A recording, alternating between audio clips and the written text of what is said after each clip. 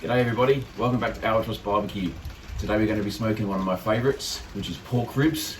They're going to be sweet, they're going to be tender, they're going to be tasty, and we're going to be smoking them on the Traeger. Thanks for watching.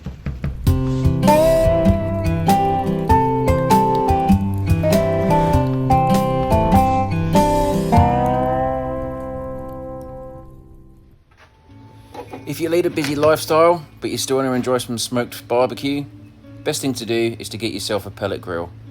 I've got a number of different grills, but when I'm busy, it's so easy just to chuck it in the smoker and set the temperature and forget. If you're watching this video, it means you love smoking, or at least you love ribs. So you all know that you've got to get that membrane off the back there. Very simply, just get yourself a butter knife, pull it up, get some paper towel, rip it off, and if you do it properly, which luckily I did today, it comes off super easy. If you are thinking about barbecuing and smoking, ribs is always a good place to start because there is no trimming. You want to keep a reasonable amount of fat, if not as much fat as possible, on your rib, simply because it's going to give you a lot of extra flavour. To prepare the rib, I'm just using some American mustard here. It's going to act like a binder, so when I put my rub on, it's going to stick nicely.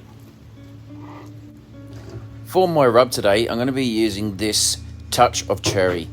If you do watch my videos, you'll know that I like to make my own rubs on a lot of my meat. However, I also like to buy rubs every now and again, simply because it gives me different ideas, it gives me a different flavour profile, and this one in particular, I love it on my ribs. It has a great smokiness through it, great sweetness, and personally I find when you apply the barbecue sauce, it really gives the rib a beautiful balance.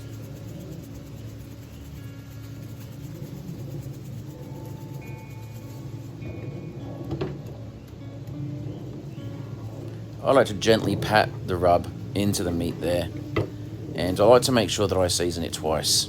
Get the edges, get the back, get the front, get plenty of seasoning onto there, only because it gives it, as I said, a tremendous flavour.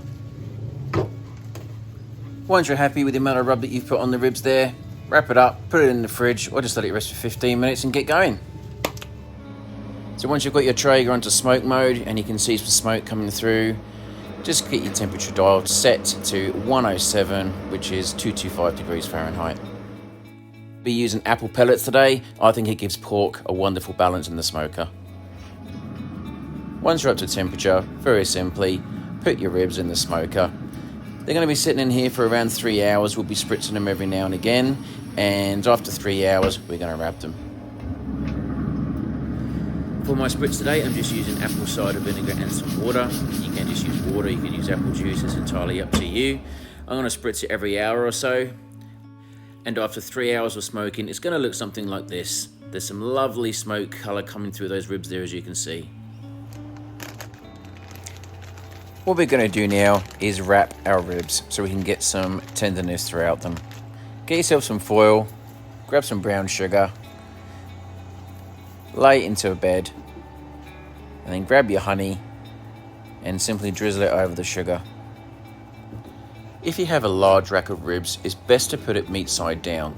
This rack of ribs though is reasonably flat, so I'm going to be putting it membrane side down. This is just so when I do come to basting the barbecue sauce, I like to leave the ribs in the boat. Makes it a little bit easier, it keeps the moisture in, and it also enables me to apply all the juices, retain those, and add it to the barbecue sauce for additional flavour. Some people like to put butter in at this point. For me though, because I want it to be nice and sweet, I've got some apple juice. Sometimes I do use apple cider, which is just as good. It's entirely up to you. So a quick recap. You've had 3 hours of smoke. That's just to get the smokiness flavour through our ribs. Now what we're doing is we're putting it into a boat, wrapping it up into some additional flavours, and we're going to leave it in the smoker for approximately 2 more hours until we're probing somewhere between 180 to 200 degrees Fahrenheit. It's just under 2 hours later and I'm putting my barbecue sauce into the pellet smoker now. I'm going to check my ribs just for tenderness and also for temperature. When I started prodding these, it didn't quite feel as tender as what I wanted. The temperature was showing me it was around 185 degrees, which is a good position to be in, but it wasn't tender enough for what I wanted. So the best thing for me is to wrap these back up and give them another half an hour or so before I start putting the barbecue sauce on top.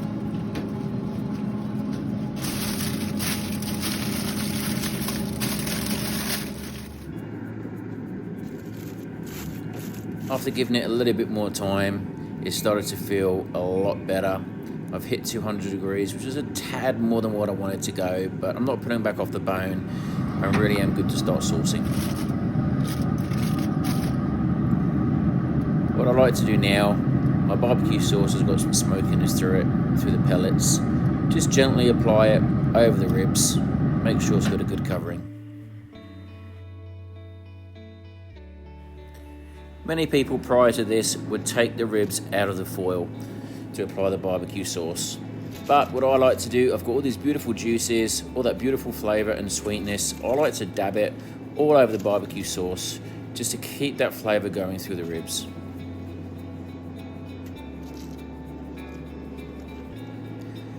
Let's not waste the remainder of that barbecue sauce. Put a little bit more on top, give it another 10 minutes, and then we'll get all those beautiful juices on top again.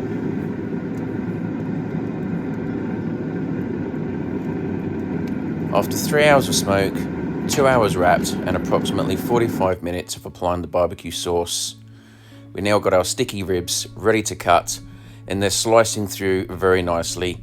Slight pullback on the bone, but not much at all.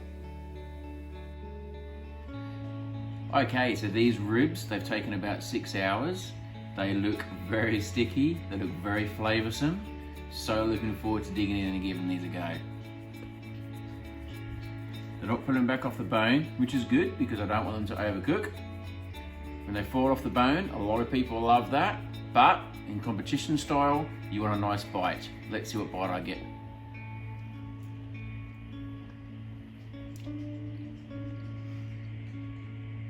And that's a really good bite. That first bite certainly was good. Super sticky, super sweet. As I progressed eating through the rack of ribs though, I did notice a little bit of dryness. So I had a look back at the video and noticed that it probably wasn't the best rack of ribs to use for a video because there was a little bit of leanness there. I'd probably been better off shaping the ribs up, but this is backyard cooking.